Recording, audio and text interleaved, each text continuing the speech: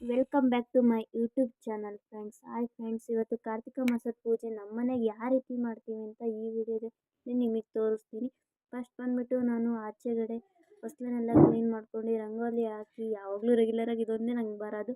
ನಾನು ಈ ರಂಗೋಲಿ ಹಾಕಿ ಕಂಪ್ಲೀಟ್ ಮಾಡೋ ಅಷ್ಟೊತ್ತಿಗೆ ನಮ್ಮ ಅಕ್ಕ ಬಂದ್ಬಿಟ್ಟು ದೇವ್ರ ಮನೆ ಪೂಜೆ ಎಲ್ಲ ಮಾಡೋಕ್ಕೆ ರೆಡಿ ಮಾಡ್ಕೊಂಡು ದೀಪ ಎಲ್ಲ ಹಚ್ಕೊಂಡಿದ್ದಾಳೆ. ಆ ನಂತರ ಬಂದ್ಬಿಟ್ಟು ಹೊರಗಡೆ ನಾನು ದೀಪ ಹಚ್ಚಿರಲಿಲ್ಲ, ಅಕ್ಕ ದೀಪ ರೆಡಿ ಮಾಡಿಕೊಂಡು ಒಂದು ತುಳಸಿ ಗಿಡಕ್ಕೊಂದು ರೆಡಿ ಮಾಡ್ಕೊಂಡು ಬಾಗಿಲಿಗೊಂದು ರೆಡಿ ಮಾಡ್ಕೊಂಡು ಅವಳು ಪೂಜೆ ಸ್ಟಾರ್ಟ್ ಮಾಡಿದ್ದಾಳೆ. ಇದು ಬಂದ್ಬಿಟ್ಟು ಕಾರ್ತಿಕ ಮಾಸದ ಪೂಜೆಯನ್ನು ಶಿವನಿಗೆ ಸಲ್ಲಿಸಿದ್ದು. ಈ ಪೂಜೆ ಇವತ್ತು ಮಾಡಿದ್ರೆ ವರ್ಷ ಪೂರ್ತಿ ಮಾಡ್ದಂಗೆ ಅಂತೆ. ಹಾಗಾಗಿ ಇವತ್ತು ನಮ್ಮ ಮನೇಲಿ ಕಾರ್ತಿಕ ಪೂಜೆ ನಮ್ಮ ಅಕ್ಕ ಪ್ರತಿ ವರ್ಷವೂ ಮಾಡ್ತಾಳೆ. ಅದೇ ಥರ ಈ ವರ್ಷವೂ ಸ್ಟಾರ್ಟ್ ಮಾಡಿದ್ದಾಳೆ. ಹೊಸದನ್ನೆಲ್ಲ ರೆಡಿ ಮಾಡ್ಕೊಂಡು ಆಲ್ರೆಡಿ ದೇವಸ್ಥಾನ ಕೋಣೆ ಎಲ್ಲ ರೆಡಿ ಮಾಡ್ಕೊಂಡಿದ್ಲು. ಈ ರೀತಿ ಎಲ್ಲ ರೆಡಿ ಮಾಡ್ಕೊಂಡಿದ್ದಾಳೆ. ರೆಗ್ಯುಲರಾಗಿ ದೇವ್ರ ಮನೆ ಯಾವಾಗಲೂ ನಾವು ಇದೇ ಥರ ರೆಡಿ ಮಾಡ್ಕೊಳೋದು. ಹಂಗಾಗಿ ರೆಡಿ ಎಲ್ಲ ಆಗಿದೆ. ಹೊರಗಡೆ ಏನೋ ರೆಡಿ ಆಗಿದೆ. ಬಂದುಬಿಟ್ಟು ದೇವ್ರ ಪ್ರಸಾದ ಮಾಡ್ಕೊಬೇಕು. ಇಲ್ಲೆಲ್ಲ ಫಸ್ಟ್ ಮಾಡ್ಕೊಂಡು ಆನಂತರ ದೇವ್ರ ಪ್ರಸಾದ ಮಾಡ್ಕೊಳೋಕ್ಕಿಂತ ಮುಂಚೆ ಗ್ಯಾಸ್ನ ಕ್ಲೀನಾಗಿ ಒರೆಸ್ಬಿಟ್ಟು ಅರಿಶಿನ ಕುಂಕುಮ ಹಚ್ಚಿ ಅದನ್ನೆಲ್ಲ ರೆಡಿ ಮಾಡ್ಕೊಂಡು ಪ್ರಸಾದ ರೆಡಿ ಆಯಿತು. ಹಾಗೆ ಆಚೆಗಡೆ ಬಂದುಬಿಟ್ಟು ಈಗ ಮೇನಾಗಿರೋದೇ ಇದೇ ಪೂಜೆ. ಒಂದು ತಟ್ಟೆಗೆ ಅಕ್ಕಿ ಇಟ್ಕೊಂಡು 2 ಬೆಲ್ಲದ ಹಚ್ಚಿ ಇಟ್ಕೊಂಡು ಅದಕ್ಕೆ ಕಡಲೆ ಬತ್ತಿ ಹಾಕಿ ದೀಪ ಎಲ್ಲ ರೆಡಿ ಮಾಡ್ಕೊಂಡು ಒಂದು ತಾಂಬೂಲ ರೆಡಿ ಮಾಡ್ಕೊಂಡು ಇಟ್ಕೊಬೇಕು. ಬಾಳೆಹಣ್ಣು 2 ವಿಲೇಜಲ್ಲಿ ಅಡಿಕೆ ಅರಿಶಿನ ಕುಂಕುಮ ಎಲ್ಲ ಹಚ್ಚಿ ಇದಕ್ಕೆ ಪೂಜೆ ಮಾಡ್ಕೊತಾ ಇದ್ದಾಳೆ. ಈ ರೀತಿ ಇದೇ ಥರನೇ ಮತ್ತೆ ಇದರಲ್ಲೂ 2 ಥರ ಇದೆ.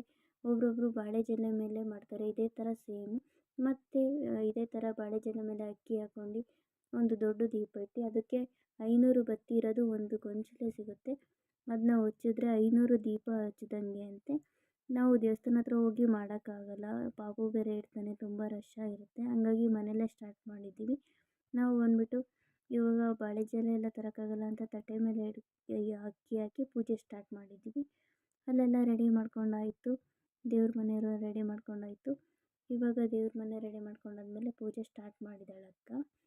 ಇಲ್ಲಿ ಪೂಜೆ ಮುಗಿಸ್ಕೊಂಡು ಈ ಪೂಜೆನ ಬಂದ್ಬಿಟ್ಟು ಹೋಗ್ಬೇಕು ಶಿವನ ದೇವಸ್ಥಾನದಲ್ಲಿ ಮನೆ ಪೂಜೆ ಫಸ್ಟ್ ಅರಳಿ ಮರದ ಕೆಳಗಡೆ ಮಾಡಬೇಕು.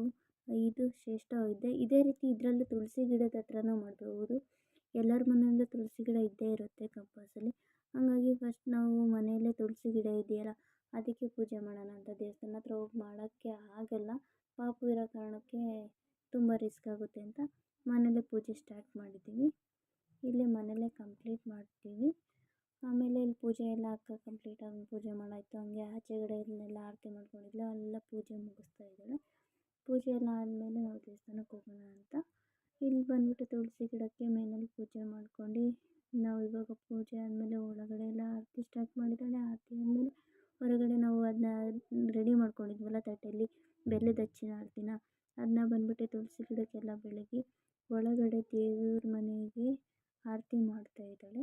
ಇದನ್ನೆಲ್ಲ ಈ ರೀತಿ ಎಲ್ಲ ಮಾಡಿದ್ಮೇಲೆ ಆಚೆಗಡೆ ಬಂದು ಹೊರಗಡೆ ಇರೋ ಆಚೆಗಡೆ ದೇವಸ್ಥಾನ ಹತ್ರನೂ ಹೋಗಿ ಆರತಿ ತಗೊಂಡು ಪೂಜೆ ಮಾಡಿ ಬರ್ಬೋದು. ಆದರೆ ಆಗಲ್ಲ, ಆರತಿ ಎಲ್ಲ ಹಿಡ್ಕೊಂಡು ಹೋಗೋಕ್ಕೆ ತುಂಬ ಒಂದು ಸ್ವಲ್ಪ ದೂರ ಇದೆ ಮನೆಯಿಂದ. ಹಾಗಾಗಿ ಮನೆ ಹತ್ರನೇ ಮಾಡ್ತಾನೆ. ಈ ಆರತಿ ಮಾಡಿದ್ದ ಬಂದುಬಿಟ್ಟು ನಾವು ಮನೇಲಿ ಇಟ್ಕೊಬಾರ್ದು. ಇದನ್ನ ಯಾರಿಗಾರ ಮುತ್ತೈದೆಯರಿಗೆ ಈ ಅಕ್ಕಿ ಮತ್ತು ಬಾಳೆಹಣ್ಣು ಇದನ್ನೆಲ್ಲ ಕೊಡಬೇಕು. ಇಲ್ಲಾಂದರೆ ಇಲ್ಲಿ ಯಾರಿಗೂ ಕೊಡೋಕ್ಕಾಗಲ್ಲ ಅಂದರೆ ಹಸು ಇರುತ್ತಲ್ಲ, ಹಸುವಿಗೆ ನೈವೇದ್ಯವನ್ನು ಈ ಅಕ್ಕಿ ಬಾಳೆಹಣ್ಣು ಎಲ್ಲ ಹಸು ಕೊಡಬೇಕು. ಇದನ್ನ ಬಂದುಬಿಟ್ಟು ಬೆಳಿಗ್ಗೆ ಕೊಡಬೇಕು, ಇವಾಗಲೇ ಕೊಡಬಾರ್ದು. ಹಂಗಾಗಿ ನಾವು ಬಂದುಬಿಟ್ಟು ಪೂಜೆ ಎಲ್ಲ ಮುಗಿಸಿ ಇದನ್ನ ಮನೆಯಲ್ಲೇ ಇಟ್ಟು ಹೋಗ್ತೀವಿ.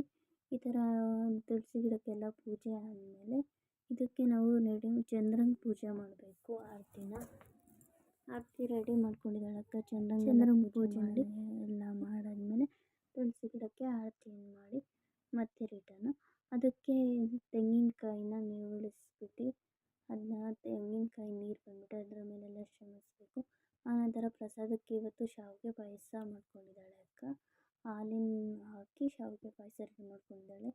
ಇನ್ನೊಂಥರ ಬೇರೆ ಬೇರೆ ನೈವೇದ್ಯ ಎಲ್ಲ ಮಾಡ್ಬೋದು. ಶಾವಿಗೆ ಪಾಯಸನ ಇದಕ್ಕೆ ನೈವೇದ್ಯ ಮಾಡ್ಬೋದು.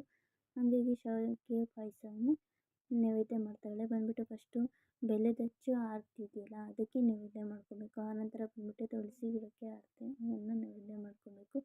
ಇದಾದಮೇಲೆ ಮನೆ ದೇವರಿಗೂ ಫಸ್ಟು ನೈವೇದ್ಯಕ್ಕೆ ಸಪ್ರೇಟಾಗಿ ಇದಕ್ಕೆ ಇಟ್ಟಿರೋದು ಇಡಬಾರ್ದು, ಸಪ್ರೇಟಾಗಿ ಅದಕ್ಕೆ ಎತ್ತಿಡಬೇಕು. ಅದನ್ನೆಲ್ಲ ನೈವೇದ್ಯ ಮಾಡ್ಕೊಂಡ್ಮೇಲೆ ಇಷ್ಟು ಮಾಡಿದ್ರೆ ಈ ಪೂಜೆ ಇಲ್ಲಿಗೆ ಕಂಪ್ಲೀಟ್ ಆದಂಗೆ. ಇದು ಬಂದುಬಿಟ್ಟು ಅಕ್ಕ ಪ್ರತಿ ವರ್ಷವೂ ಇದೇ ರೀತಿ ಮಾಡೋದಂತೆ ಈ ಪೂಜೆನ. ಹಾಗಾಗಿ ಈ ವರ್ಷ ನಾನು ಇದ್ದೀನಲ್ಲ ಅಕ್ಕನ ಜೊತೆಗೆ, ಅವಳಿಗೂ ಹೆಲ್ಪ್ ಆದಂಗಾಗುತ್ತೆ ನಾನು ಪೂಜೆ ಮಾಡಿದೆ. ನಾನಂತೂ ಏನೂ ಕೇಳಲ್ಲ ದೇವರ ಹತ್ರ, ಯಾಕೆ ಅಂದರೆ ನಾವು ಕೇಳಿದ್ದು ಕೊಡೋಲ್ಲ. ಹಾಗಾಗಿ ಏನೋ ಅಕ್ಕ ಮಾಡ್ತಾಳಲ್ಲ ಅವಳ ಜೊತೆ ಮಾಡಬೇಕಂತ ಮಾಡ್ತೀನಿ. ಹಂಗೂ ಕೇಳಬೇಕು ಅಂದರೆ ನಾನು ಒಂದೇ ಕೇಳೋದು, ಸಕಲ ಜೀವರಾಶಿಗಳಿಗೂ ಆಹಾರ ಸಿಗ್ಲಪ್ಪ, ಪ್ರಾಣಿ ಪಕ್ಷಿಗಳಿಗೆ ಎಲ್ಲರಿಗೂ ಅಂತ. ಯಾಕಂದರೆ ಮೇನಾಗಿ ಬೇಕಾಗಿರೋದೇ ಹೊಟ್ಟೆಗೋಸ್ಕರ, ಎಲ್ಲರೂ ದುಡಿಯೋದು ಅದಕ್ಕೆ. ಹಾಗಾಗಿ ಎಲ್ಲರಿಗೂ ಆಹಾರ ಸಿಗಲಿ ಅಂತ ನಾನು ಕೇಳ್ಕೊತೀನಿ. ಅದಾದಮೇಲೆ ಬಂದುಬಿಟ್ಟು ನಮ್ಮ ಜೀವ ಪೂಜೆ ಎಲ್ಲ ಸ್ಟಾರ್ಟ್ ಮಾಡಿದ್ದಾನೆ. ಅವನು 2 ತಿಗಡಿ ತಗೊಂಡು ಪೂಜೆ ಮಾಡ್ತಾನೆ. ಇದಾದಮೇಲೆ ನಾವು ದೇವಸ್ಥಾನಕ್ಕೆ ಹೋಗೋಣ ಅಂತ ರೆಡಿಯಾಗಿದ್ದೀವಿ, ಶಿವನ ದೇವಸ್ಥಾನಕ್ಕೆ. ಅಕ್ಕ, ನಾನು, ಜೀವ, ಪಾಪು ದೇವಸ್ಥಾನಕ್ಕೆ ಹೋಗೋಣ ಅಂತ ಹೋಗ್ತಾಯಿದ್ವಿ. ಸ್ವಲ್ಪ ದೂರ ಇದೆ. ದೇವಸ್ಥಾನ ಹತ್ರ ಬಂದೆ, ಅಕ್ಕನ ತಮ್ಮನ ಹತ್ರ ಮಾತಾಡ್ತಾಯಿದ್ಲು. ಆಮೇಲೆ ದೇವಸ್ಥಾನಕ್ಕೆ ಹೋಗಿ ಪೂಜೆ ಮಾಡ್ಕೊಂಡು, ಅಲ್ಲಿ ಐನೋರಿದ್ರು, ಅವರು ನೀವೇ ಮಾಡ್ಬೋದು ಅಂತ ಹೇಳಿದ್ರು. ಇದು ಒಂದು ಪುಣ್ಯ ಅಲ್ಲ ಅಂದ್ಕೊಂಡು ಅಕ್ಕ ಪೂಜೆ ಸ್ಟಾರ್ಟ್ ಮಾಡಿದ್ಲು. ಬಂದ್ಬಿಟ್ಟು ಶಿವನ ದೇವಸ್ಥಾನ. ಇಲ್ಲಿ ಬಂದ್ಬಿಟ್ಟು ಗಣೇಶ ಮತ್ತು ಸುಬ್ರಹ್ಮಣ್ಯ ಇದೆ. ಆ ಕಡೆ ಈ ಕಡೆ ಸೈಡಲ್ಲಿ ಗಣೇಶ ಸುಬ್ರಹ್ಮಣ್ಯ ಇದೆ. ಮಧ್ಯದಲ್ಲಿ ಬಂದ್ಬಿಟ್ಟು ಇದು ಶಿವಲಿಂಗ ಕಾಣಿಸ್ತಿರೋದು. ಅಕ್ಕ ಬಂದ್ಬಿಟ್ಟು ಪೂಜೆ ಸ್ಟಾರ್ಟ್ ಮಾಡಿದ್ದಾಳೆ. ಇದು ಅಶ್ವತ್ಥ ಮರ. ನಾನು ಹೇಳಿದ್ನಲ್ಲ ಈ ರೀತಿ ಪೂಜೆ ಮಾಡ್ತಾರೆ ಅಂತ. ಇದು ಬಂದ್ಬಿಟ್ಟು ಗೋಧಿ ಹಿಟ್ಟಲ್ಲೂ ಒಬ್ಬರೊಬ್ರು ಮಾಡಿದ್ದಾರೆ. ಈ ರೀತಿಯೂ ಮಾಡ್ಬೋದು ಅಂತ ಇಲ್ಲಿ ಬಂದಮೇಲೆ ಗೊತ್ತಾಯಿತು. ಹಂಗೆ ಆರ್ಕೆಸ್ಟ್ರಾ ನಡೀತಿತ್ತು. ನಮ್ಮೂರಲ್ಲೆಲ್ಲ ನೋಡೋಕ್ಕೆ ಇದನ್ನ ನಾವು ಸ್ಕೂಲಿಂದ ಬಂದಿದ್ದ ಕೂಡ ಫಸ್ಟ್ ಹೋಗ್ತಿದ್ವು. ಅದ್ರಾಗೂ ಇವಾಗ ಕಮ್ಮಿ ಆಗಿದೆ. ಬೆಂಗಳೂರಲ್ಲಿ ಇವಾಗ ನಡೀತಾ ಇದೆಯಲ್ಲ, ಆದರೂ ನೋಡೋಣ ಅಂತ ಸ್ವಲ್ಪ ನಿಂತ್ಕೊಂಡು ನೋಡಿದ್ವು. ಇದನ್ನೆಲ್ಲ ನವೆಂಬರ್ ತಿಂಗಳಲ್ಲೆಲ್ಲ ಪ್ರತಿ ವರ್ಷವೂ ನಮ್ಮೂರುಗಳಲ್ಲಿತ್ತು. ಇವಾಗ ಕಮ್ಮಿ ಆಗಿದೆ.